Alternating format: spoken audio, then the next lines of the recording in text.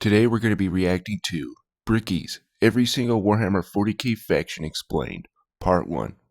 Please go support his content, and the original video will be in the description. Thank you. Welcome to A Christian Reacts, and before we get into the video, if you like what you see, please consider a like and subscription, as that really helps the channel out a lot. Also, sharing it to all platforms, including yourself, really helps out the channel as well, in the video. But, I also do a Warhammer 40k lore in the Bible shorts, so if you want to check those out, it'll be in the short section on my page. And I do want to say, I apologize for putting out a bad product last week. It was bad.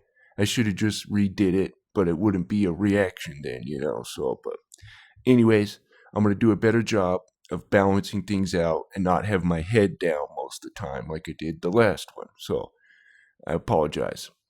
And I'm going to try to put in humor and stuff like I used to. I kind of gotten away from that, trying to focus on getting the scriptures and stuff. But anyways, let's go in and get started.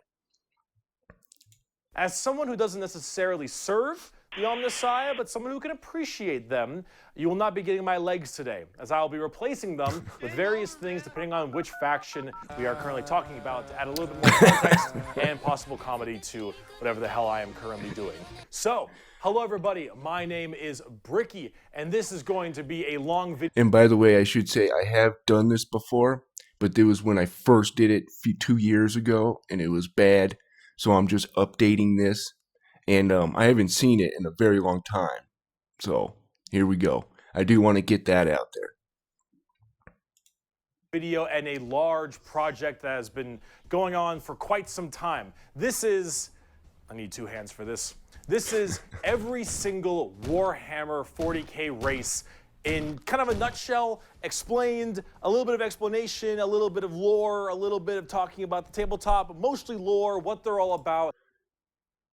Got nut.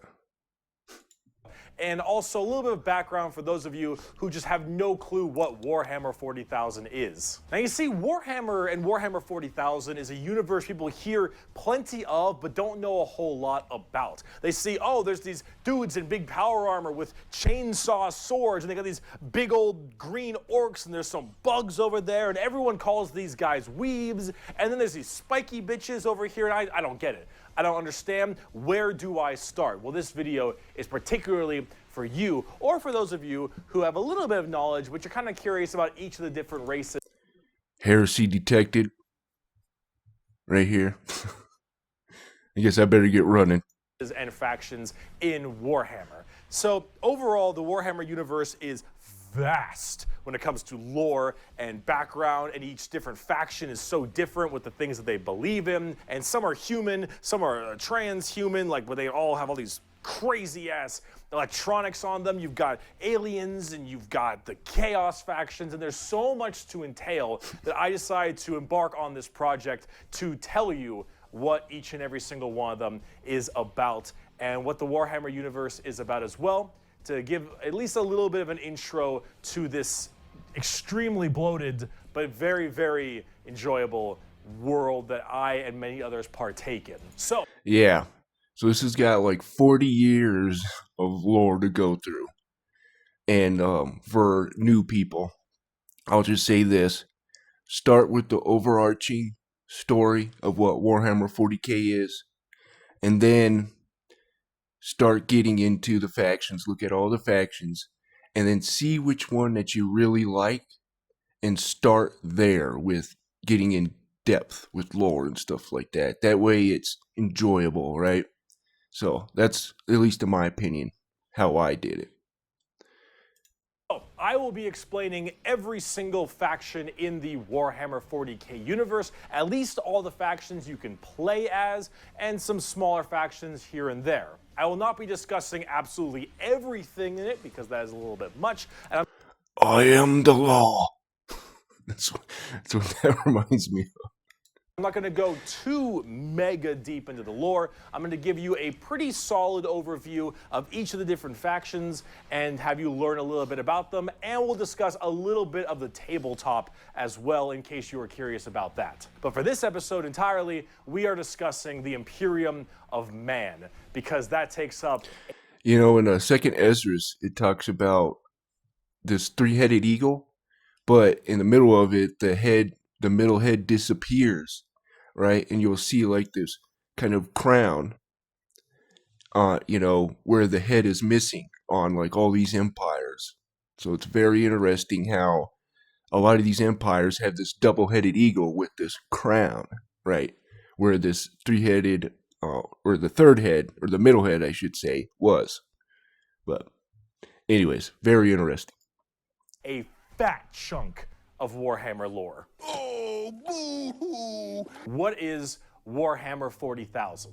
Well, the 40,000 starts off is the year 40,000. The 41st millennium, that's where it takes place, is in the year 40,000, 41,000 AD. And it's grimdark for a reason, let me tell you. If you're new to this, just be ready. You're already more knowledgeable. Let me read you a quote, first of many quotes in this video. It is the 41st millennium. For more than 100 years, the Emperor has sat immobile on the golden throne of Earth. He is the master of mankind by the will of the gods and master of 1,000,000 worlds by the might of his inexhaustible armies. He is a rotting carcass, writhing invisibly with power from the dark age of technology. He is the carrion lord of the Imperium, for whom 1,000 souls are sacrificed every day so that he may never truly die. To be a man in such times is to be amongst untold billions. It is to live in the cruelest and most bloody regime imaginable. And in the Imperium, you're less than a number, basically. You know how in a lot of societies, you're just a number, like even to us. But in the Warhammer 40k, you're not even that. So, anyways. These are the tales of those times. Forget the power of technology and science, for so much has been forgotten, never to be relearned. Forget the promise of progress and understanding, for in the... Okay, so if you knew, they had what was called the Age of Technology. This is where they had AI, the Men of Iron, right? And they had wars against this and almost destroyed humanity and all that. So they don't necessarily use AI and stuff like that. They just use criminals to operate, servitors, basically, who are human but have been computerized, I guess, per se, to do these projects or whatever, or fly the ship or not fly. But anyways, I digress. There's servitors, and a lot of them are criminals and stuff like that, but don't have they have sentience, but they're not all there, right? But anyways.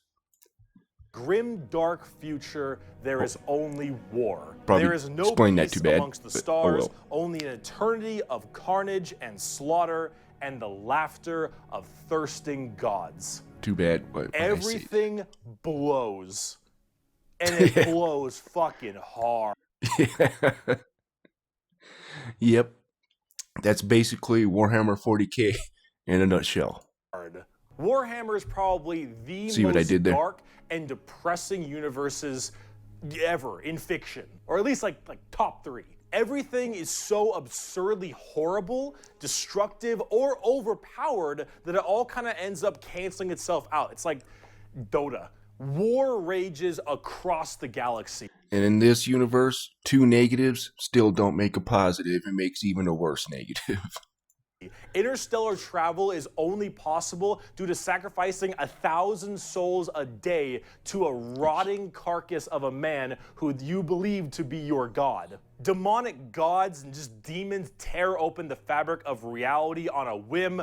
Other Xenos or even other humans end up killing each other in untold billions across the galaxy. It is a time of unending war, slaughter, and a bloodbath amongst everybody. Planets are deemed in the grim dark of the far future, there was only war. Unrecoverable and are completely destroyed on a whim. Everything sucks, but that's like the charm of it. See, everything in Warhammer is evil, but being evil is kind of fun. Like, humanity in its own right is a xenophobic, prejudice, and religious zealot group that kill each other just as much as they kill all of their enemies. And they're like mid to high tier evil on the evil scale of Warhammer. Nobody is good. Let's be honest, that's happening today too, isn't it? So people can't just, yeah. Anyways, we won't get into that. No matter who you are, everyone is some flavor, some color of evil. Whoever you pick, you are going to be the bad guy. But that's the fun of it, because being the bad guy is badass. Villains are cool. They look cool, they got cool outfits, they got cool weapons, they got cool armies. Villains? I saw I think it was an AI Christian video or whatever, but it had this background on it. Sorry, it was kind of funny. But anyways. Are cool, man. And when everyone is a villain, everyone is pretty cool. That's what makes this so charming, is that everyone can be the bad guy. So let's start off talking about the main bad guy, quote unquote, the Imperium of Man. His hair, whack. His gear, whack. The Imperium of Man is the main empire of the human race. All right, I'll bring this up real quick. All right, so this is Isaiah 14. For the Lord will have mercy on Jacob, and yet choose Israel, and set them in their own land, which this is the Old Testament, by the way. And the strangers shall be joined with them, and they shall cleave to the house of Jacob. So that's God building his full kingdom, per se, right? And what's interesting, those strangers would be considered the Gentiles, right? So, very interesting that he says that in the Old Testament.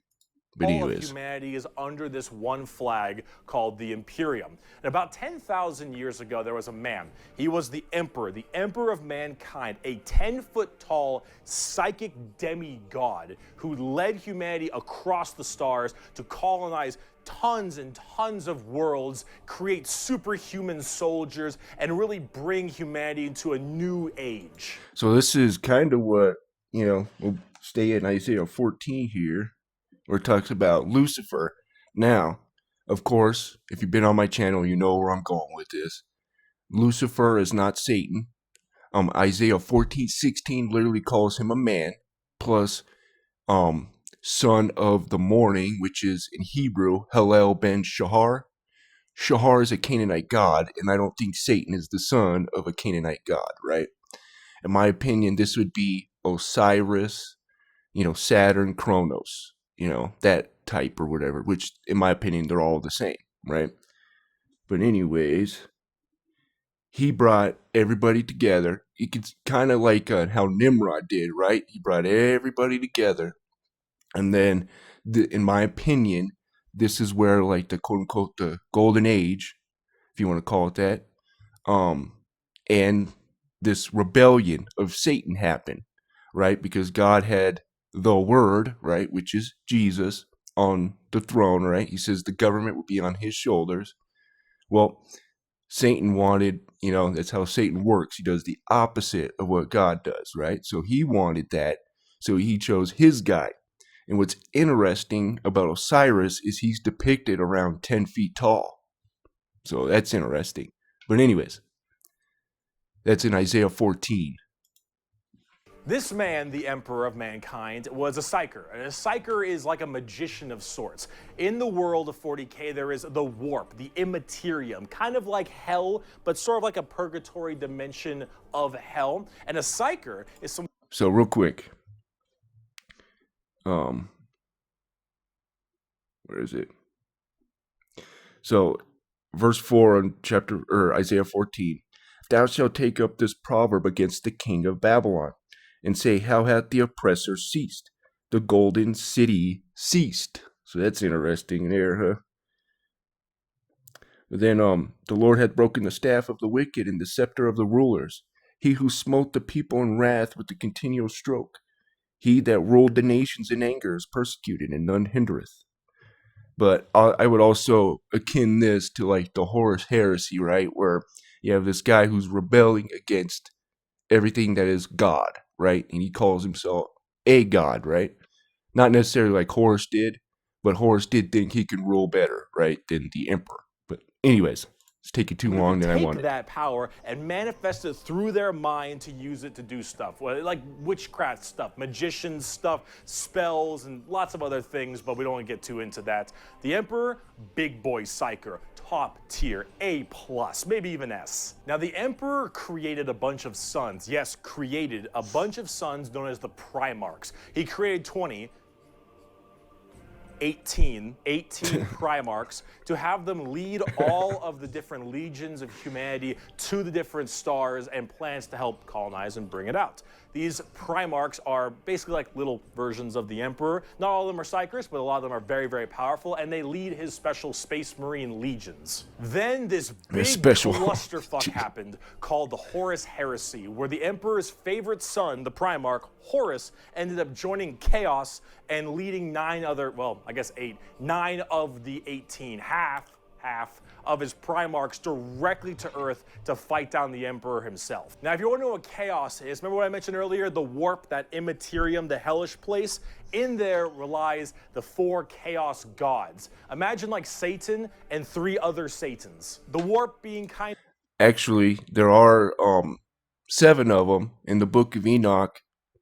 It talks about how there's 5, these 5 chief ones, right? I think it's in 69, I think, yeah, chapter 69, and it talks about these 5, right, which is interesting. At the end, it talks about the son of the serpent, which in my opinion would be Lucifer, right? And anyways, in Revelation, I'll have to bring that up, but it talks about these 7 kings, right? 5 are fallen, right? Which in my opinion, those are the ones in the Book of Enoch, because it says 5 are fallen, and one is yet to come, or whatever, right? In my opinion, so this is Satan, and those 2 there, right? Satan and what is called the Assyrian. The Assyrian, who I believed is Lucifer's father. He's the god of the dawn, right? Which is Shahar. Shahar and is a Canaanite god, and it means god of the dawn. Well, so is Ra. Ra is the sun god, right? And Ezekiel 34, it calls the Assyrian Pharaoh, king of Egypt. Okay, so very interesting. Anyways. Kind of evil, those chaos gods, that's the reason. And so those chaos gods manipulated Horus, and then Horus helped manipulate all 8 other Primarchs to lead this giant coup directly on the Emperor on Earth. And they fucked up. Yeah, they did. After this huge civil war, Horus died, but not before brutally wounding the Emperor. And right at the end of his life, they put the Emperor on this large golden throne on Earth, in which he is now alive, just barely, but slowly rotting away, powering something called the Astronomicon, so long as he stays alive, and is fed 1,000 people a day. So yes, it is Enoch chapter 69, if you want to check that out. And I'll get the Revelation one for you. Astronomicon is like the North Star. If you want to do interstellar travel in 40k, you need to pass through that demonic warp I mentioned earlier. But how do you know where you're going? Well, the Emperor is there. In the Bible, there's a place called the Outer Darkness, which is very interesting too. And then it also says, talks about this land of the shadow of death. But I'll bring all this up real quick. But anyways. Putting a nice little navigator right there. He helps navigate you to know where you're going. If you want to go from Earth to some crazy solar system across the way, you need to go through that warp, and then you need to know where you're going, go through there, and pop your way out. It's like doing nether travel in Minecraft, so you can shorten the distance between going to areas. So long as the Emperor is alive and being fed 1,000 people a day to stay alive, you can do that.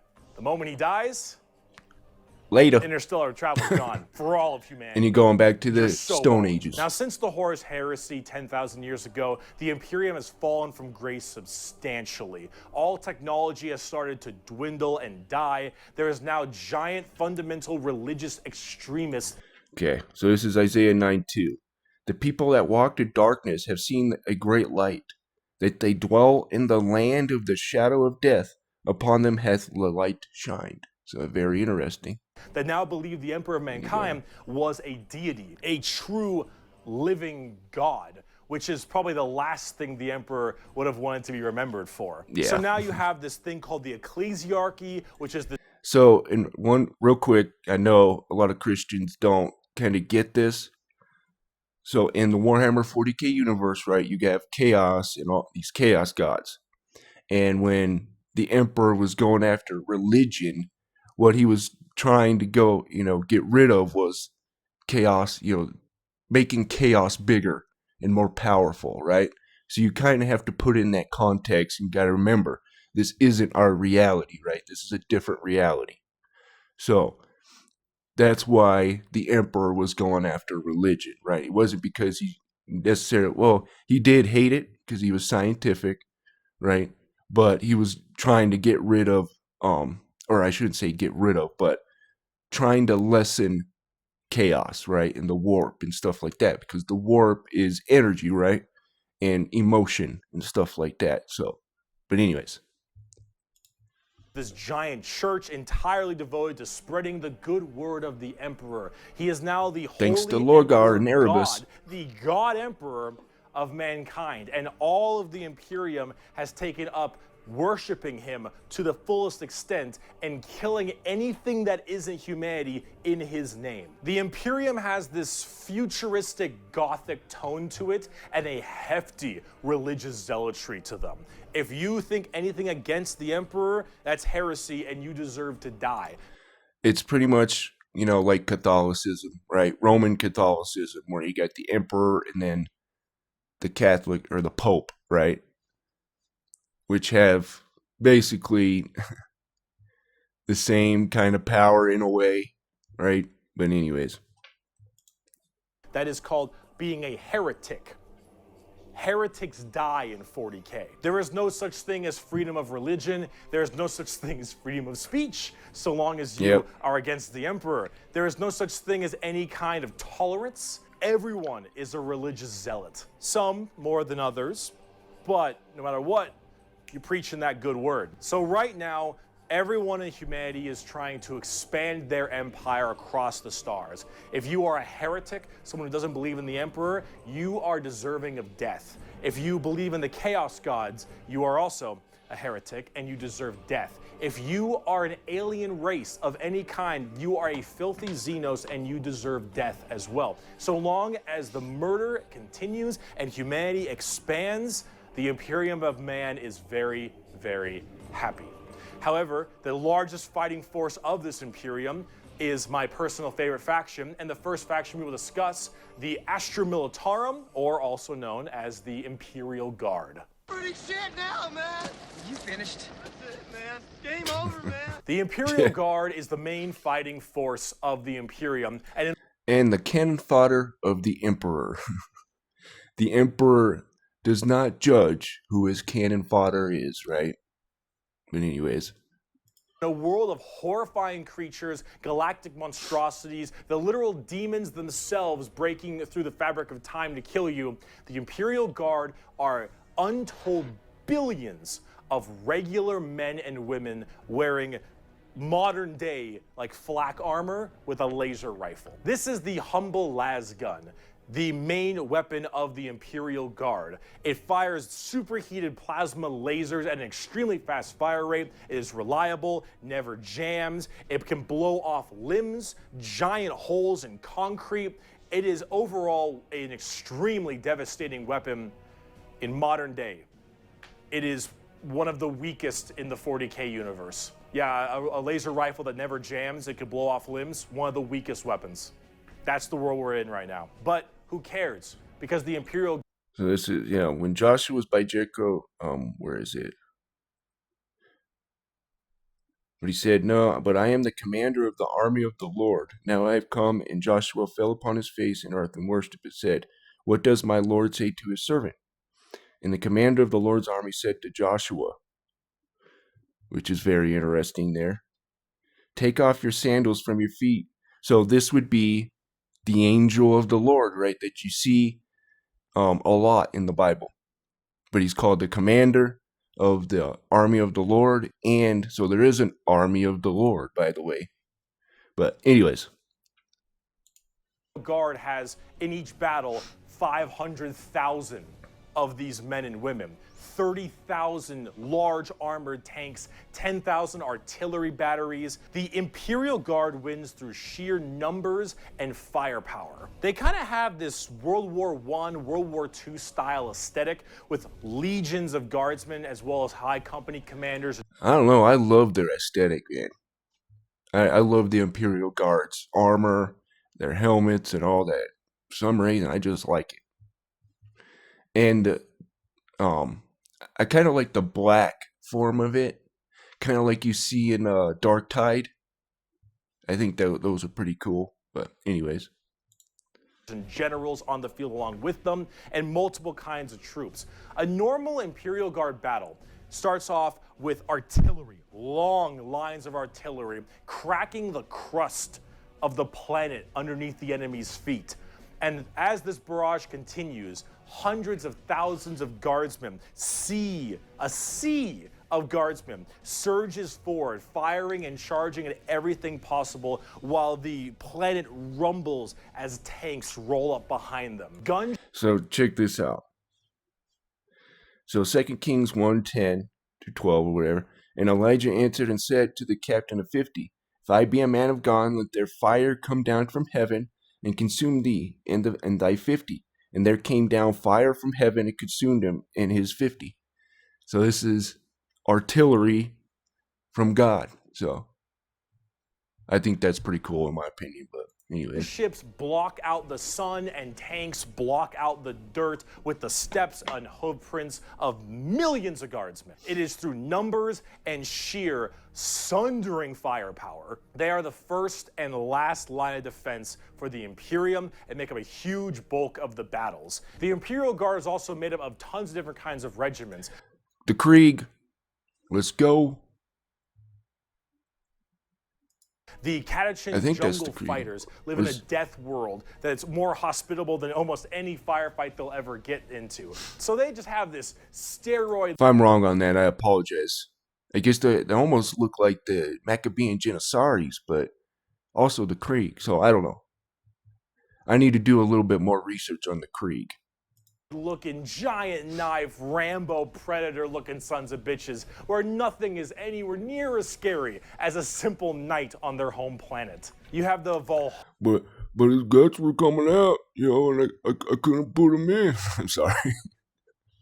I'm doing a Sylvester Stallone reenactment. Holland winter soldiers who haven't felt their toes in 300 years, the Mordian Iron Guard who are more interested in making their shoes shine than actually fighting a battle, and then of course the big one, the Cadians from Cadia. Let's have a moment of silence.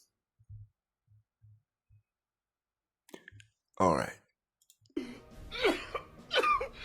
The biggest export of guardsmen in the entirety of the Imperium. You will fire your first gun at 5. You will disassemble and reassemble it at 10. You will have pounding artillery drills day in and day out at 15. And you'll fight your first swarm lord at 16. And if you mention Cadia, you will burst into an unrelenting amount of tears and sadness like I do daily. To quote, I have at my command an entire battle group of the Imperial Guard, 50 regiments including specialized drop troops, stealthers, mechanized formations, armored companies, combat engineers, and mobile artillery. Over 500,000 fighting men and 30,000 tanks and artillery pieces are mine to command. Emperor, show mercy to the fool that stands against me, for I shall not. The Imperial Guard are my personal favorite faction in 40k. They're the army I collect the most, the ones I enjoy playing the most, and the one I enjoy in the lore sense a lot. There's something about just a regular man with a laser rifle being told to charge the horrors of this universe and willingly doing so for his god emperor. It's just poetic. They actually represent the main Imperial Guard tactics pretty well. Large amounts of artillery that doesn't require a line of sight, lots of tanks, tons of infantry, drop troops, and gunships. Overall, they're pretty similar to how they sound, though a little bit expensive to collect, unfortunately. Yeah, I was going to say, probably pretty expensive. But I wouldn't mind having like a table with a good aesthetic, battlefield type, where it's got the grass, like you see on some of those, videos where it looks like an actual battlefield, I think that would be cool. Just have it right in the background there, but I don't have the money for that. So yay. And they don't hit a lot. They have a bit of a bad aim, but you don't really care Oh, because you're just Stormtrooperitis. drowning them in shots. However, if you want more accurate fire and specialization, we can move on to talk about Spetsmarines. All right. Let me find this real quick. Of course, you got this. Zechariah 10:5. And they shall be as mighty men, which tread down their enemies in the mire of the streets in battle. And they shall fight, because the Lord is with them, and the riders on horses shall be confounded. So God has his mighty men. So, anyways. The Angels of Death are up next. Space Marines are genetically engineered super soldiers and superhumans. They're given extra organs, their skin tissue is toughened, their bones are stronger, they're taller than the average person. And of course, you got Genesis 6, which says, the sons of God saw that the daughters of men were fair, and they bare children to them. And there were giants in those days and also after that. And basically says these are the men of old, the men of renown. Right? So Satan's got his mighty men as well. They're pretty massive people, and these are the specialized super soldiers that carry out a lot of the more specific tasks for the Imperium. And there's tons. And real quick, I would say like the mighty men would be an example, would be Samson. Stuff like that, right? And the mighty men of David. Of legions of them. In fact, there's one per Primarch. Each Primarch, the Emperor's son, as I mentioned before, oversees their legion of Space Marines. The genetic upgrade they get is based on the genes of said Primarch. It's something called a gene seed. That's what brings Saints go marching on. You were asking the question about this, so there you go. them up to this like superhuman level. As stated, each Primarch has their own legion. Robot Girly Man has the Ultramarines, Jagatai Khan has the White Scars, Rogel Dorn has the Imperial Fists, Corvus Corax has the Raven Guard, and there's a whole bunch of other side sections that are also extremely interesting and have a little bit more of a twist on the average Space Marines, which we will discuss in a bit. Humorously enough, I don't have a whole lot to say about Space Marines. They're superhumanly fast. In fact, it's been said that nothing that large should move that quick. These men in power armor moving at blazing fast speeds. Their reflexes are faster. Their skin is tougher. They are overall just extremely powerful soldiers. And pretty much immune to a lot of diseases. I'd say most diseases anyways.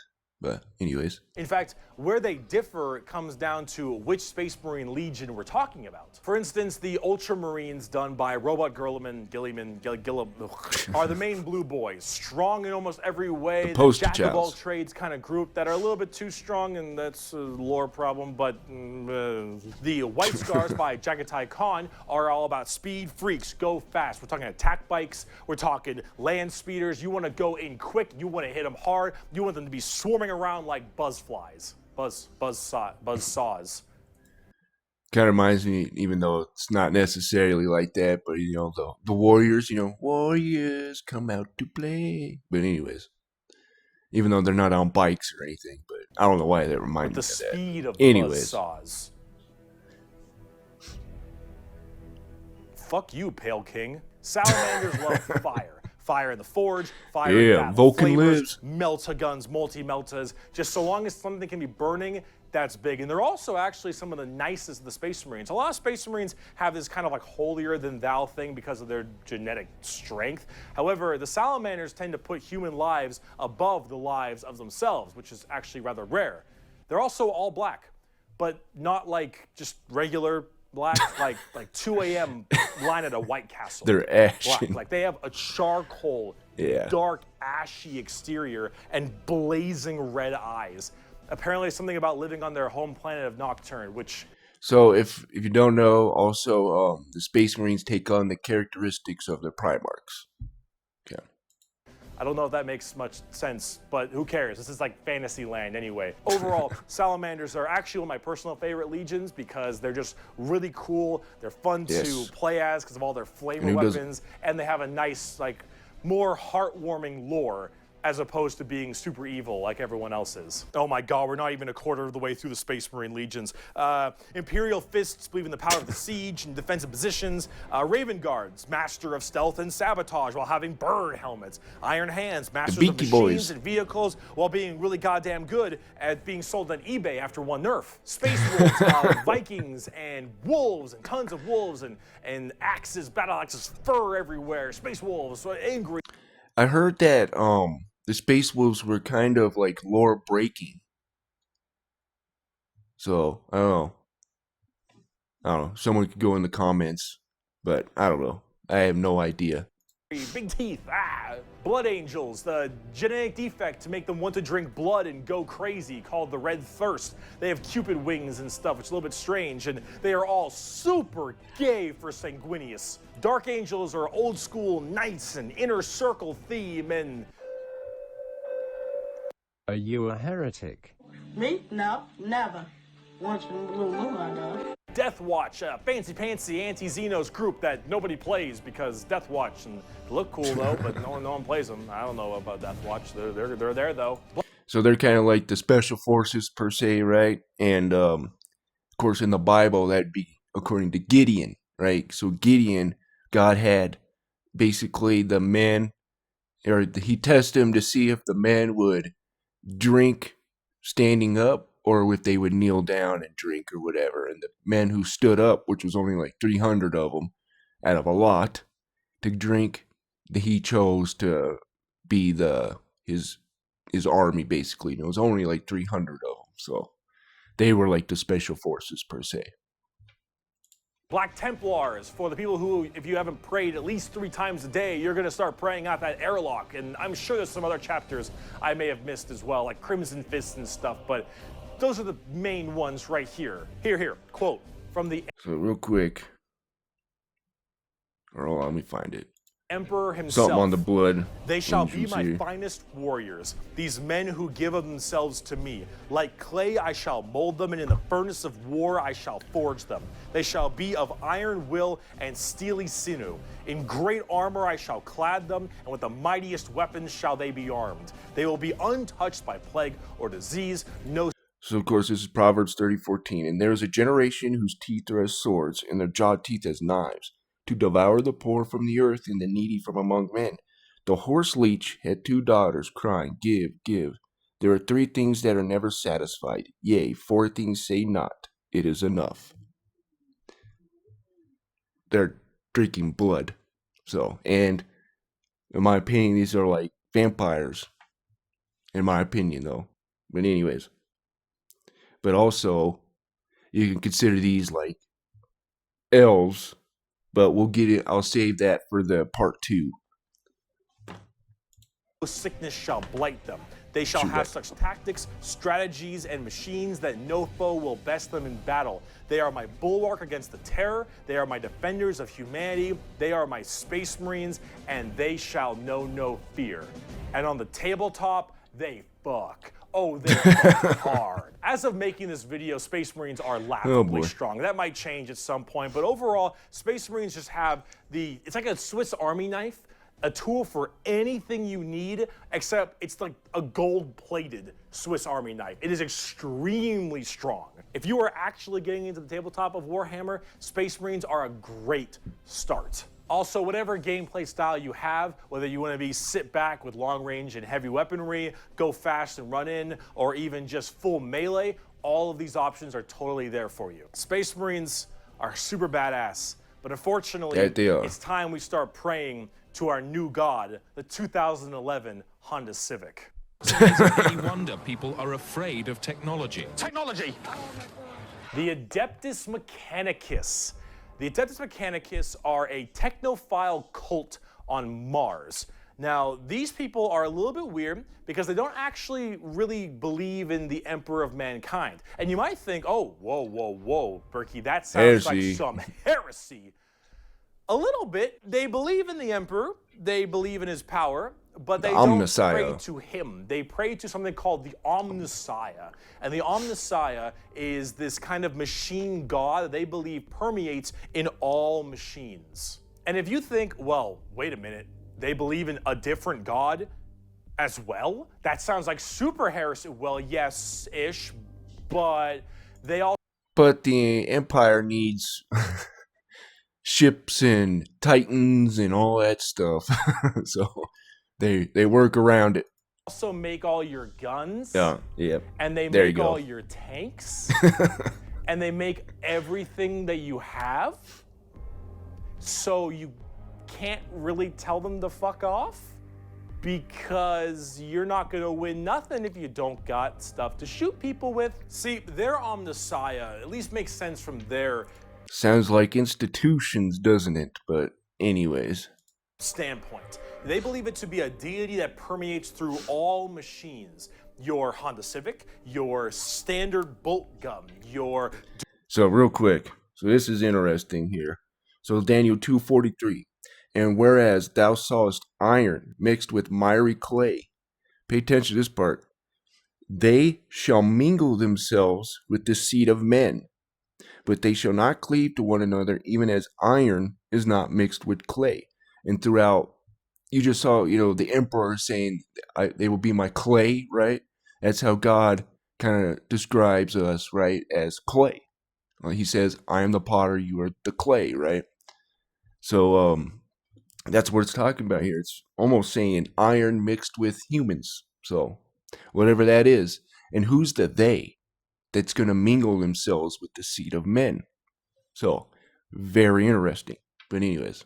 Dune Strider Walker, your giant mechs, your huge ships. The Omnissiah is present through all. And the only reason your stuff works is because the machine's spirit in it says it works. If you want your gun to work, your tank to run, you must pray to it.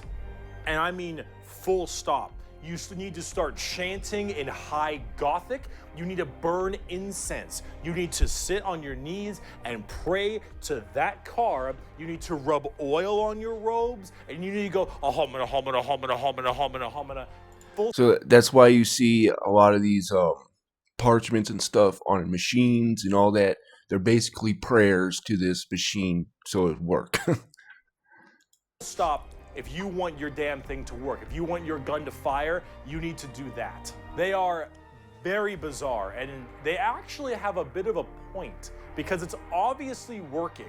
And if you look at them, I don't know how that works. So they obviously know something. So real quick, this be considered a machine spirit, right? This is, in my opinion, the beast going into an AI, or an AGI, I should say. Artificial General Intelligence. So in the power, and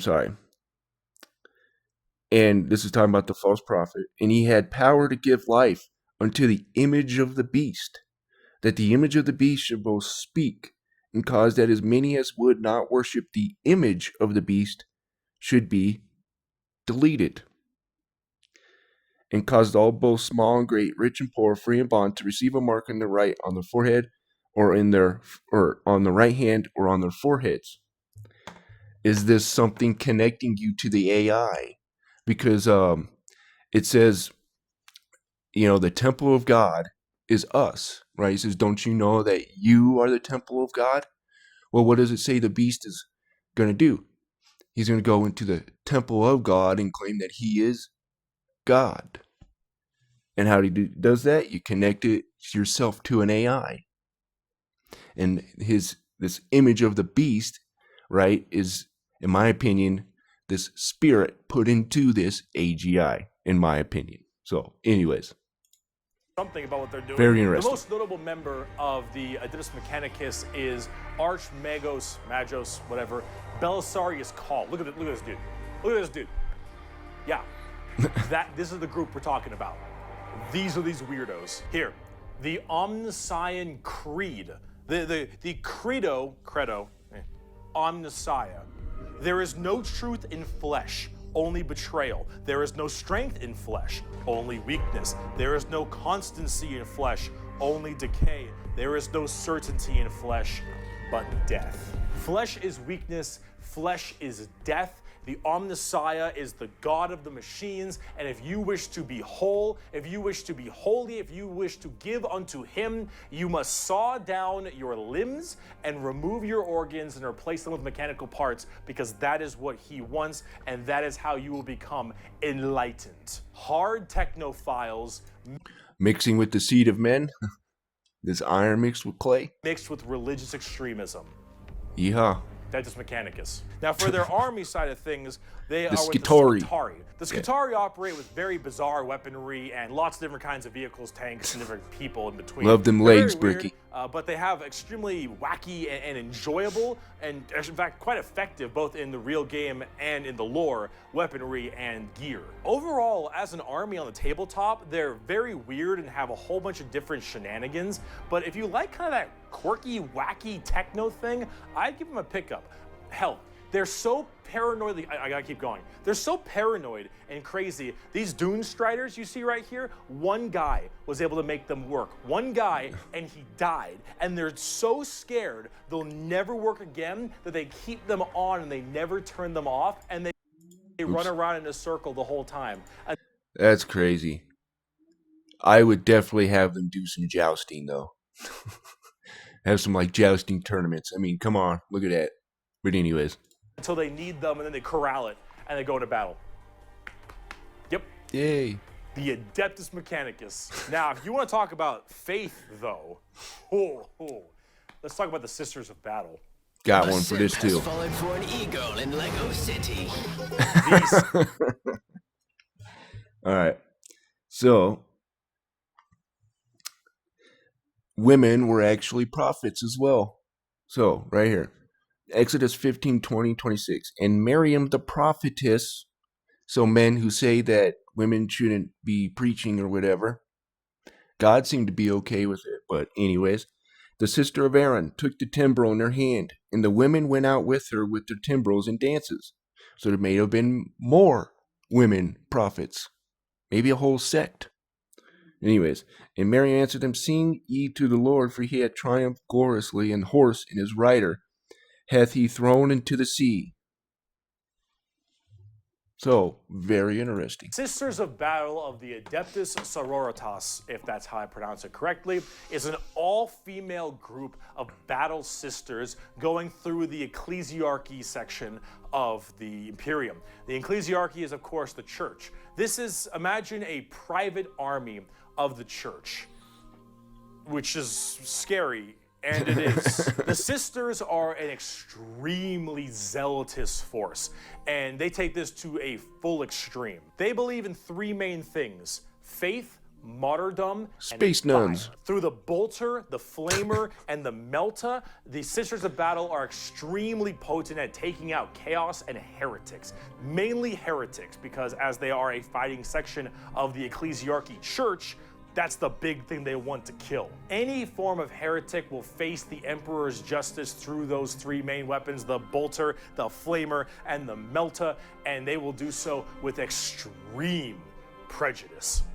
Literally. They are the closest things we have to nuns in space. And I'm talking hardcore nuns. They carry holy fire on their backs. They have holy books and sigils all across their armor. Their main battle tank is a fucking pipe organ missile launcher. Gotta love they it. Have small babies that they have removed their brain capacity to make them little servant cherubs to fly around and give them ammunition. So I guess I should bring this up.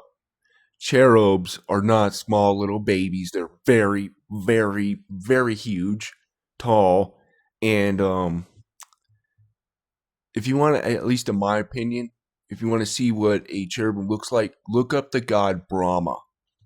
He's got 4 heads, right, on each side, and looks like a man, right? But he's got 4 heads on the side, and he's always depicted as this huge guy, right? And what was it? Cherubs were at least described as 15 foot tall, or at least the statues of them, right, were like 15 foot tall or something. I can't remember where that's at. I might have to look that up in the Bible. But anyways, they're not small little babies. So I do want to get that out there, right? They're pretty crazy looking dudes. And shit. They drop churches from low orbit as mini drop pods onto battles. They drop churches into battles and they blare war hymns and holy music from their frigates in low atmosphere and shower holy water across the battlefield. That's what God kind of had not necessarily with Jericho and stuff, but going on to the next place, they were crossing this river or whatever, but I'll have to find it. Anyways. These are the people you are dealing with, and they're fucking awesome. They can literally stave off demons on the tabletop because their faith is that strong. Remember the warp, the demons from the warp? Well, the warp also manifests in your mind. All of your emotions, negative and positive, go through the warp. It's the immaterium, the place of all things. So if you are that mentally fortified, that mentally strong, you can stave off horrifying demons. And all these girls, oh, not a crack. Not a crack in that mental armor. Now, as much as a meme as they are, and as much as their models look a lot like Ongo Gabloglian, yeah, which I can't unsee anymore, I gotta say, I love their design. I think they're extremely cool. They're another army that I'm currently collecting. They just released a whole new line of figures very recently, and they look wonderful. Everything from Celestine. So this is kind of cool. So this is 1 Samuel 4, verse 5. And when the ark of the covenant covenant of the Lord came into the camp, all Israel shouted with a great shout, so that the earth rang again. And when the Philistines heard the noise of the shout, they said, What meaneth this noise of this great shout in the camp of the Hebrews? And they understood that the ark of the Lord was come into the camp. And the Philistines were afraid, for they said, God is come into the camp. And they said, Woe unto us, for there hath not been such a thing heretofore.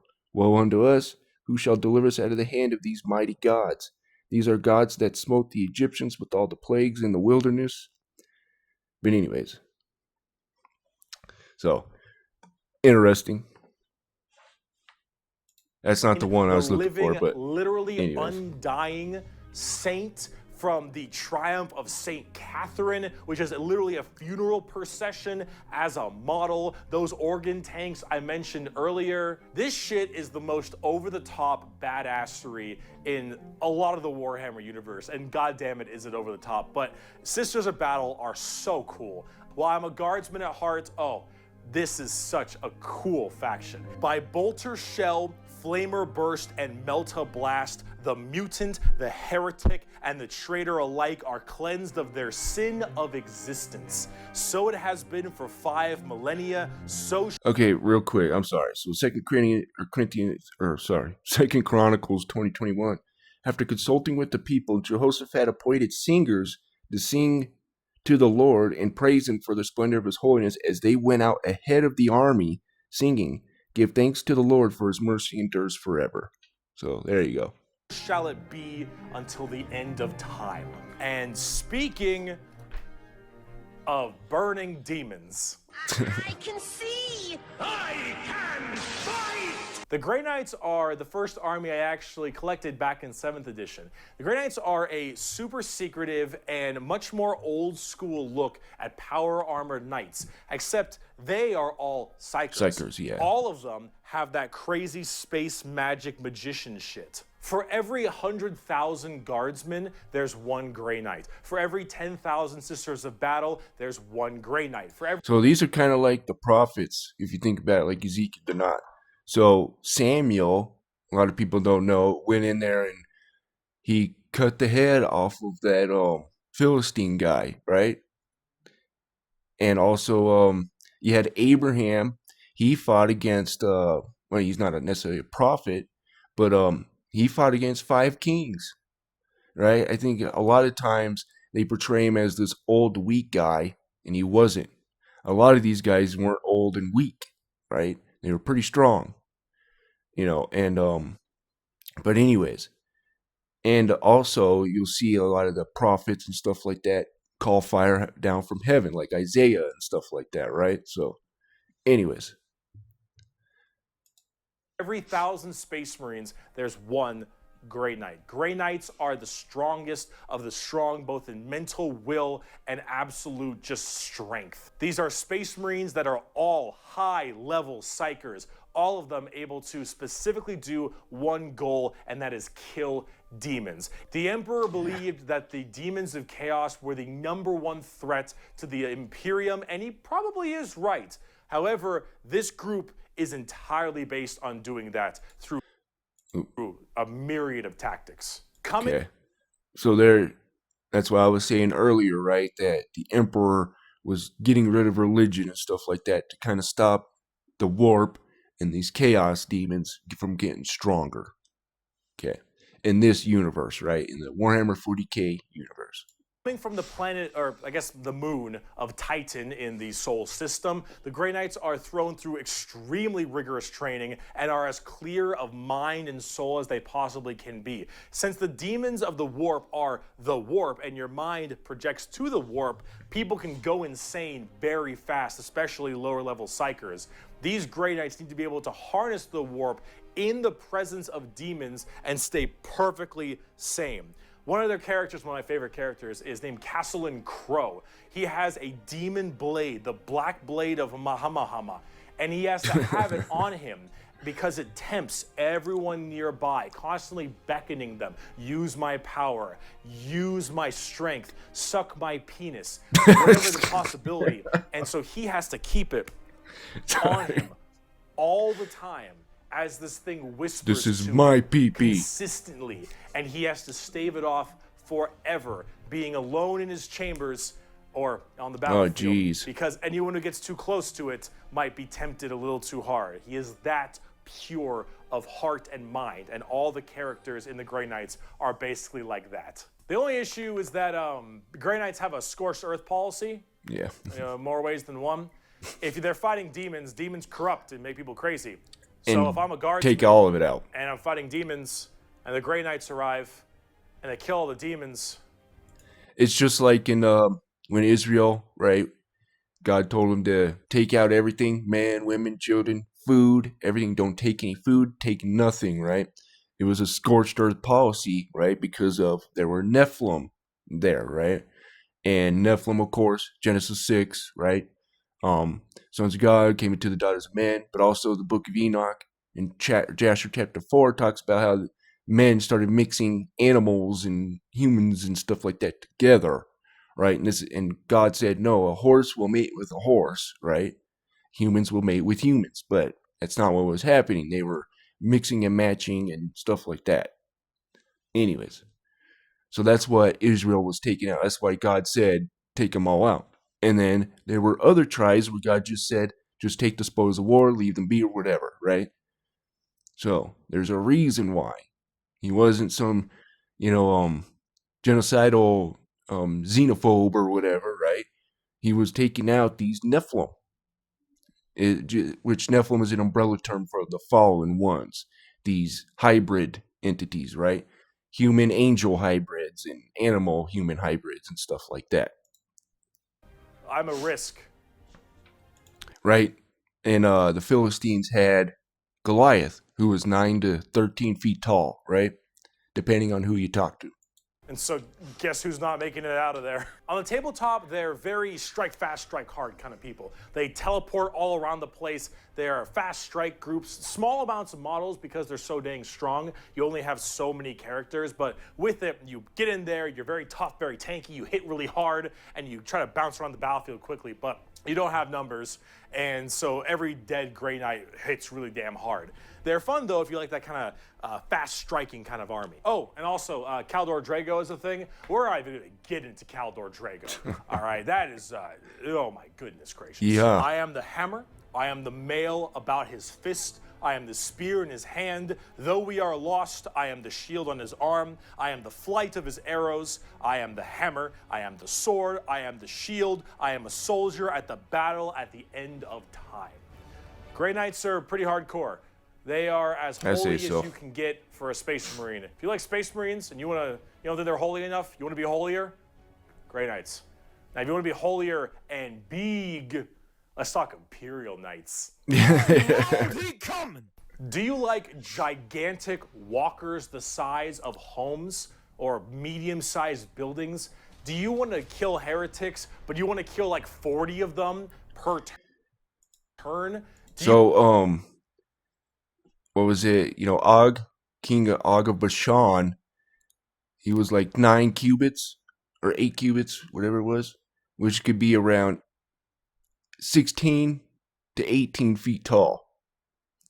And his bed was super huge, right? So, think about that one. And when Israel was going into the land, you know, the 12 spies, they said, you know, the reason why they didn't go into the land was because it said we were like grasshoppers in their sight. So, very interesting. You want a gigantic old school knight noble house style of walkers with giant chainsaw arms, then you got Imperial Knights.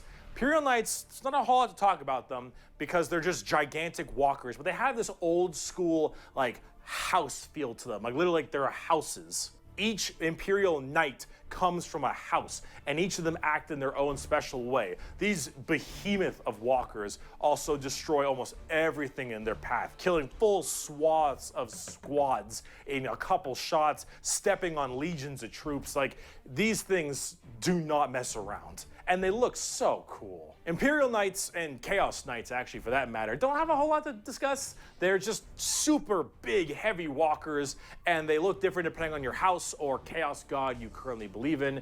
And overall, these things are just really cool if you want to murder everything in your path. They're the big, scary, big unit of Warhammer, and if you want to collect them, go to town. They make for a great painting project, too. Getting more back down to earth, let's talk something about a little bit different, a little more...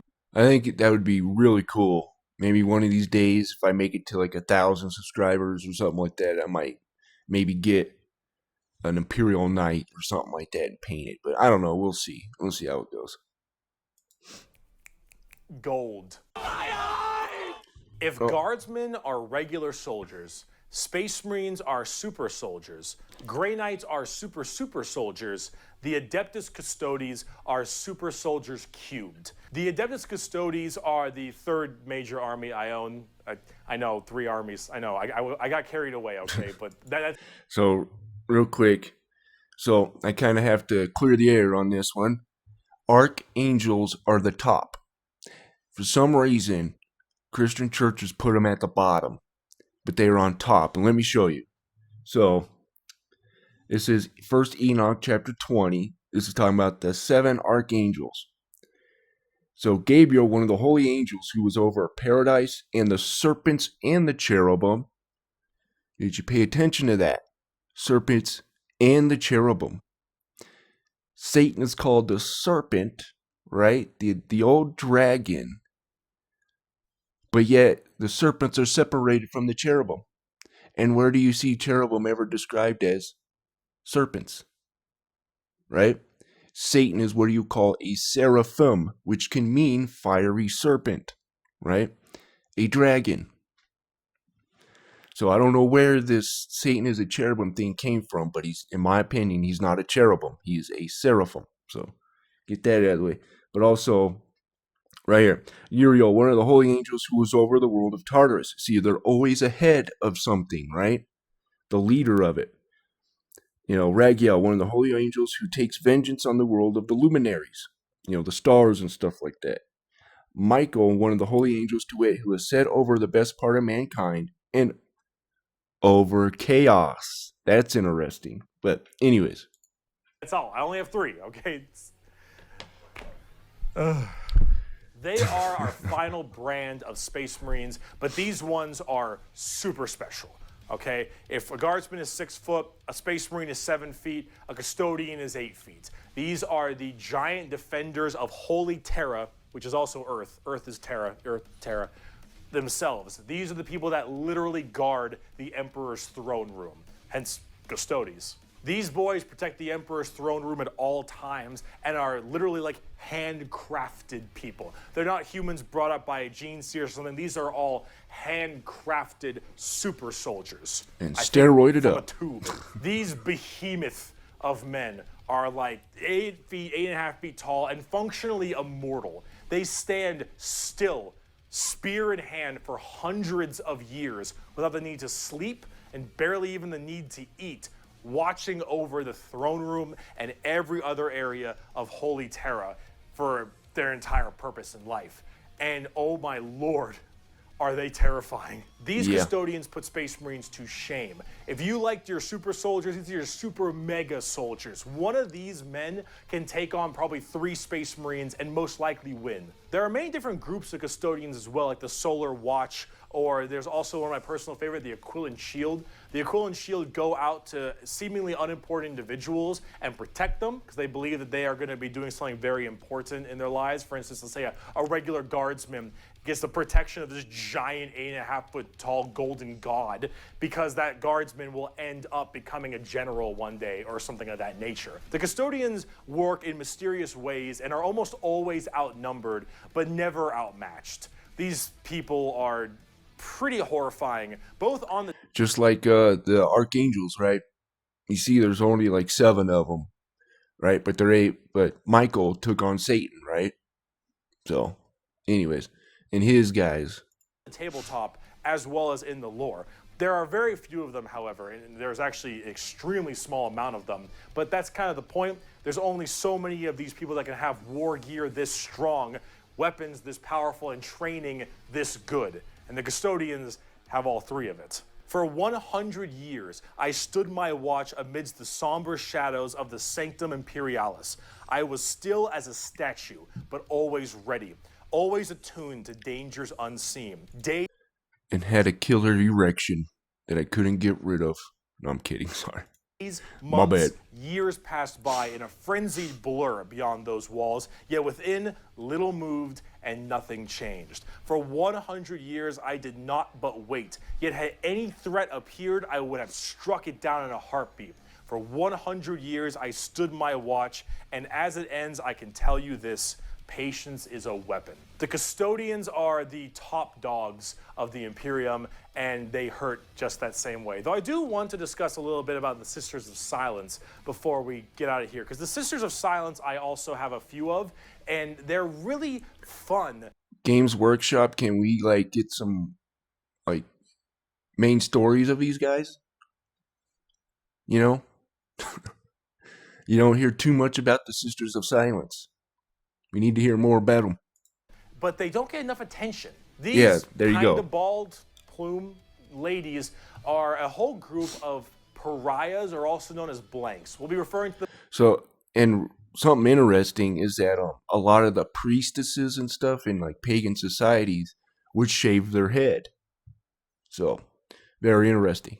As blanks from now on. I'm sure that's where they get it kind of every from. mind is somewhat connected to the warp, these blanks are a genetic mutation that has it suppressed heavily. Because of that mind suppression, normal people feel this weird, like, uncomfortable nature when around them. When a Sister of Silence walks past them, you feel ill. You feel just uncomfortable and strange. So most of them don't actually live past childhood, because once they are birthed, they're, well, you know, killed or something at a very young age because they just emit a horrifying aura. These ladies, however, are guardians of the throne as well for more psychic threats. See, none of the custodians are psychers, so they have a difficult time dealing with major demons and other kinds of psychic phenomena. These sisters are extremely specialized in it, all of them taking a vow of silence as they don't speak, hence the term Sisters of Silence, but they communicate through hand gestures and things of that nature. But if there's a demon issue, if there's any kind of warp-based problem,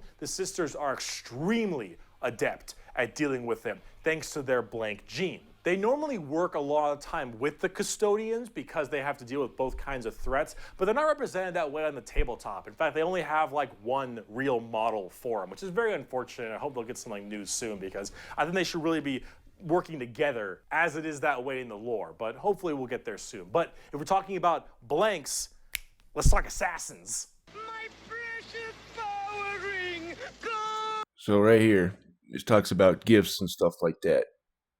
So real quick, now there are diversity of gifts, but the same spirit. There are differences of administrations, but the same Lord. Christians. You know, it's not we have the truth and you don't. It's we have different perspectives and stuff is the way we should look at it, but and not have 40,000 different denominations, but I digress. But anyways, but the manifestation of the Spirit is given to every man to profit withal. For one is given the Spirit of word of wisdom, to another the word of knowledge by the same Spirit, to another faith by the same Spirit, to another gifts of healing by the same Spirit, and to another working of miracles, to another prophecy. And right here, pay attention to this part. To another discerning of spirits. So they'd be kind of like the Sisters of Silence there with that psychic stuff or whatever. But they're not psychic, of course. But they can, you see this in both pagan and Christians, right? There's people out there who can discern spirits, right? Where people like me can't, right? And stuff, but they can sense it, per se, right? I guess you could say like your mediums on the pagan side and then Christians on the other side, right? But anyways, I digress. You guys get what I'm talking about. It's been a long video. We're about to round it out. We got this and one more human thing, and then we're done. The assassins, though, the Officio Assassinorum, oh boy, these people are deadly. Yeah, they're called assassins. They should be, but oh man. And they have polymorphine, which can transform you to pretty much the person you're trying, or a soldier of somebody you're trying to end, stuff like that. Very interesting. Which the Book of Enoch talks about how these angels transform into many different forms, right? And also Satan can transform into an angel of light, right? So anyways.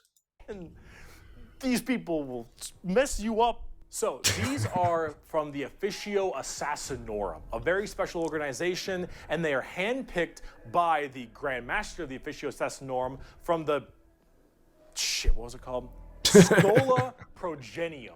It's basically an orphan school. Your parents got murdered by demons or something, you get sent to this and you get trained to be whatever. Tempestus Drop Troop, an Inquisitor, maybe even. Maybe you get a blank gene and you get thrown into the Sisters of Silence, or sometimes you just disappear. When you are taken, however, you go to one of four temples, because the Assassinorum works in the temple style of things.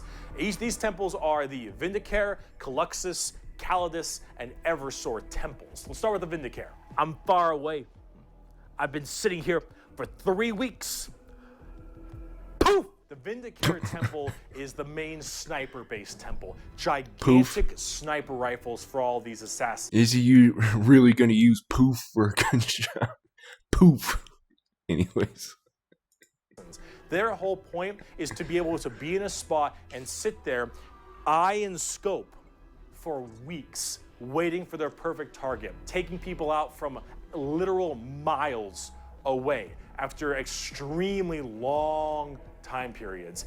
The Vindicare Temple is about precise, perfect aim. There have been reports of Vindicares being able to single out particular body parts from over 2-3 miles away. Temples in the head, the jugular, for instance, and been sitting there after weeks.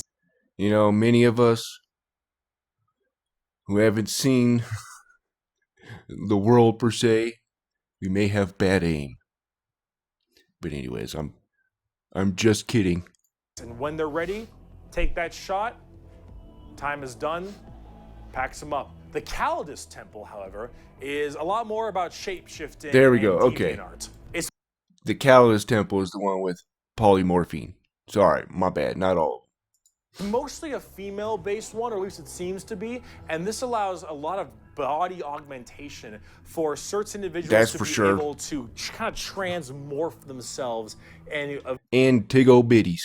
Infiltrate areas that are problems. These assassins will end up taking missions that take them years, 2-3 years, to infiltrate a heretical group and slowly work their way up, just to get enough time to put a bullet into the main target's head and then escape unharmed, or become the main target and sabotage it from within.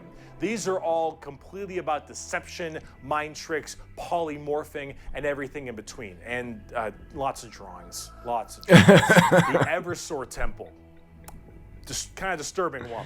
The Eversor Temple is about when you don't want anything to come back alive, friend or foe. You want it all dead. An Eversor is psychogenically conditioned with just psychotherapy and psychological torture to only feel violence, hatred, and anger. It does the Clockwork Orange style of thing of just making you forced to watch never-ending pain and misery and psycho conditioning, I guess is the term. And then they pump you full of tons Sounds of familiar, psychedelic doesn't it? drugs, and they cryo freeze you. And then they drop you in an area where they just want to make sure everything is dead. And then you defrost, full of just all this insane, mind-boggling psychotherapy and psychedelic drugs. In the grim dark of the far future, there was only war. And you just go to town. Yes, sir. Yeah, if you don't care if anyone comes back alive. You're like, all right, lost cause. Send them in. Finally, there's the most bizarre temple, the Caluxus Temple. The Caluxus assassins are feared even among the other temples. So that blank gene, the people will go to the Caluxus Temple with this as well. And this is where they can harness that to be massively anti-psyker or even just anti-regular people. They are seen with extreme fear and distrust among many, many people. They are described by the Eldar by quote as being pure evil. Imagine that uncomfortable feeling from that blank gene I mentioned, and then imagine them being taught and given equipment to amplify it by 100. If normally regular people feel uncomfortable, now they are basically akin to being a siren wailing directly in your ear. And if you're a psyker, oh no, the sheer presence of a Caluxus assassin is enough for you to tear your skin off. You will rather gouge your eyes out and rip your nails off than even being near this person. The Caluxus assassin is when you want psychers to literally lose their minds, and they will go on their knees and ask you to gun them down because it is a suitable choice over being anywhere near you. The motto of that temple is,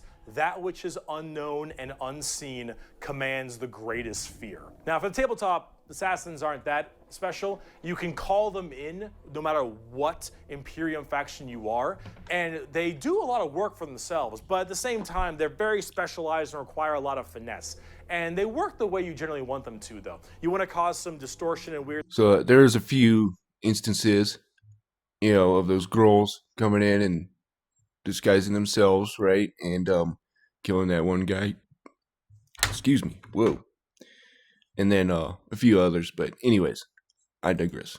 Weird stuff. You take a Calidus. You want to just murder swaths of infantry and then blow up Eversor. You want to kill that one guy, Vindicator, and if you have a lot of psychers, Caluxus. It's a nice little like jack of all trades if you have a specific thing you want to kill. And you get to choose which is really fun. But now, let's talk about the last human faction. We can round this video out before we do part 2, the Inquisition. And we have a lot to talk about with them. On the subject of heresy! Oh boy. Where do I... So this is interesting. This is Second Ezra, so this is not in the Bible, whatever, but it was in the 1611 KJV, or I should say in the Apocrypha of it.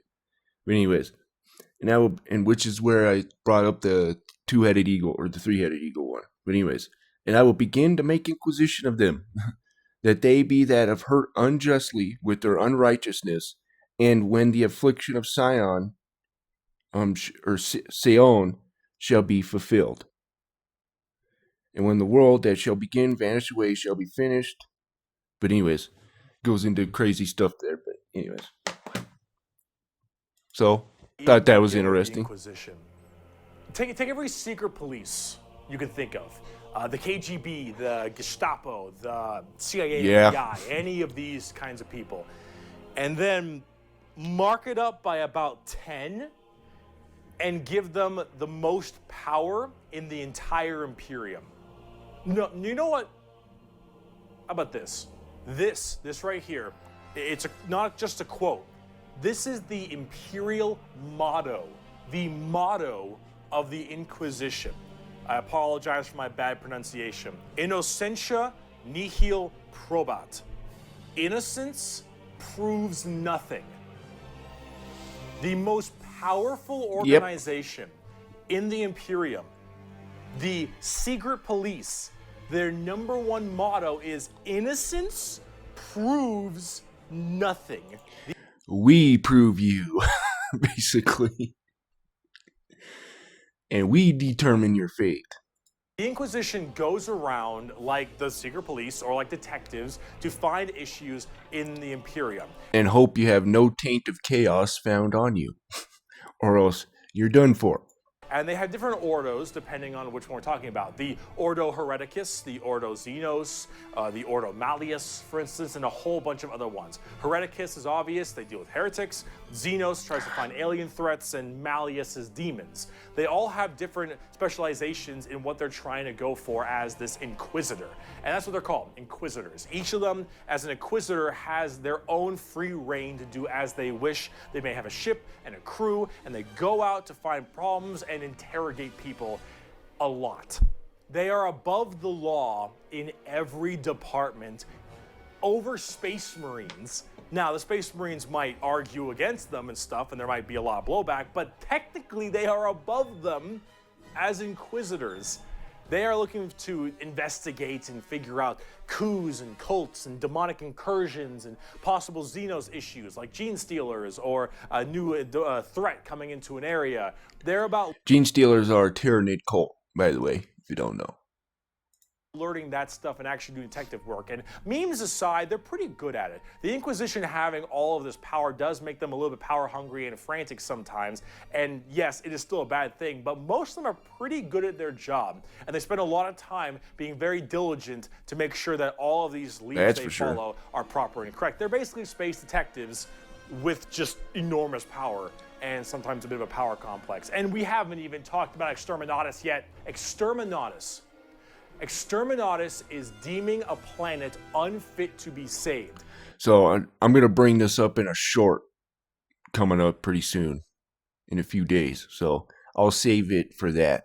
But anyways, very interesting. I deem that this planet is demon infested and taking it back will cost too many resources and is not worth it. I have now committed Exterminatus on this planet.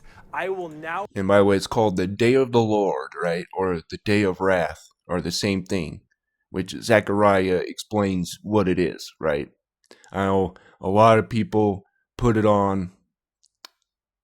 I won't get into that, but a lot of Christians probably know what I'm talking about. They put it on this doctrine that has been taught, but anyways, I'll leave it at that. I'll bring it up in the Exterminatus, or anyways, never mind. Now sign the death warrant of an entire Imperium planet as it is unfit to take and better to be destroyed than allow the enemy to hold it. This can mean saturation bombardment. This can mean cracking the planet's core and breaking it apart. Doesn't matter. Render this planet inhospitable to all life. Yes, the innocents proves nothing people are the only people who can choose this planet must die in its entirety. Yeah, you're playing the villain. Now, it is memed a lot, but most Inquisitors are very rare to do Exterminatus. Exterminatus is a very crazy thing. There's only so many worlds that you don't want to destroy all of them. Now, naturally, with the memes aside, there are some people who are a little bit rough on this one.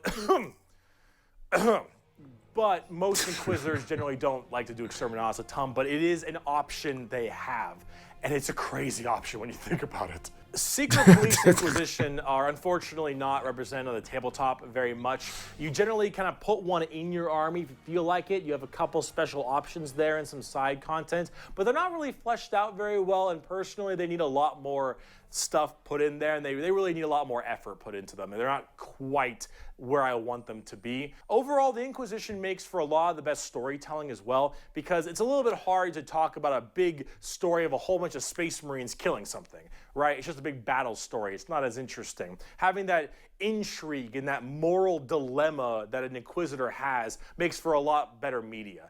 And honestly, the more people do it, I think it's better, because then it adds a little more humanity to the Warhammer horrible, horrible grimdarkness. And wow, we just finished the humans, all right? Come back for part 2 when we talk about Chaos and Xenos, because we got to talk about the 4 Chaos Gods and all the Chaos Marine Legions and the Tau and the Necrons and the Orcs. So all that stuff, we'll do it next video.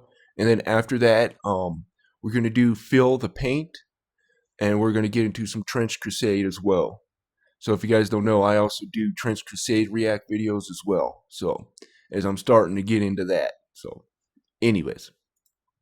And oh boy, we got a lot. I'll see you in part 2. Alrighty guys, we're going to go ahead and end it there. I want to thank everybody for watching this video. And I want to thank the people who liked the video. And if you disliked it, thank you for at least giving me a chance. And I don't mean that tongue-in-cheek either. I mean, all this is done because of you guys, and we're almost to 700. And I got to 600 like a month or two ago, so thank you guys a lot. You know, we're getting to 1,000, and my dream of being a YouTuber is coming closer and closer. And I'm going to say I'm going to do a better job from now on. Like I said, I'm going to bring back the humor that I used to have in these.